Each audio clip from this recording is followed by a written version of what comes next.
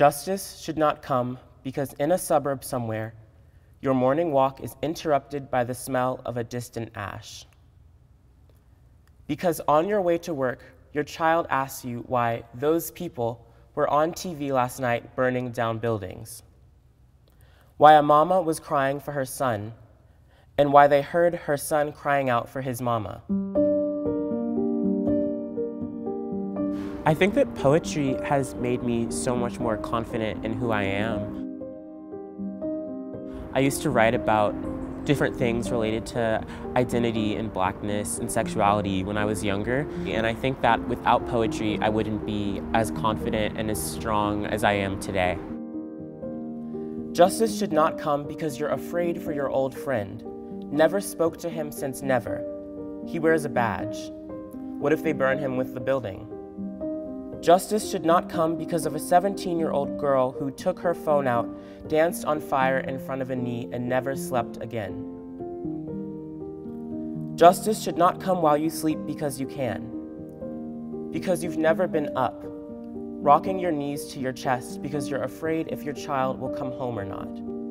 No, you should be awake with her, spitting up moldy, slimy chunks of ignorance that you pretend not to know about. Because somewhere, a mother will never sleep again with her son being awake. Somewhere, a boy will never sleep again because he is dead. Because somewhere, in a state with the motto, united we stand, divided we fall, a woman was asleep and then she was dead. Somewhere, your friend from never told the world, his friends, family, Facebook, cousins, and mother that he was just doing his job, that her boyfriend sold drugs. Somewhere, they have already killed more. Somewhere, young friends are waiting for Dante and Micaiah to wake up and text them back. Somewhere, a conviction does not mean deliverance.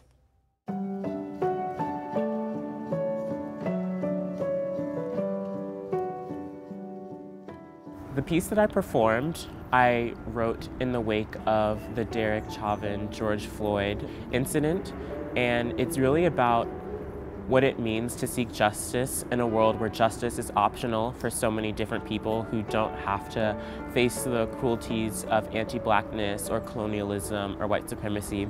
And I think the piece really just tries to highlight how even though Derek Chauvin was convicted on all three accounts, justice is a world where George Floyd would still be alive.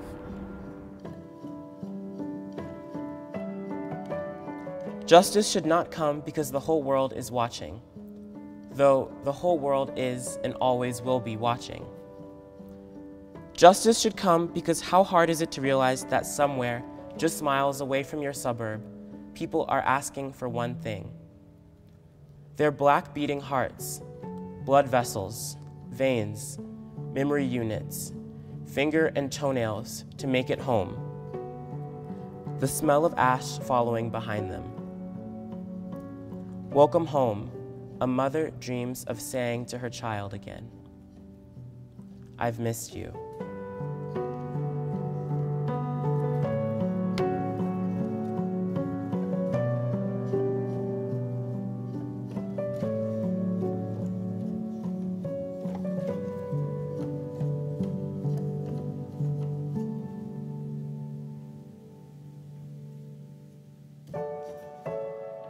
I think that in today's world, it's so important for everyone to try and read or at least look through some poetry books or find some online, because poetry has the ability to allow us to look so introspectively into ourselves.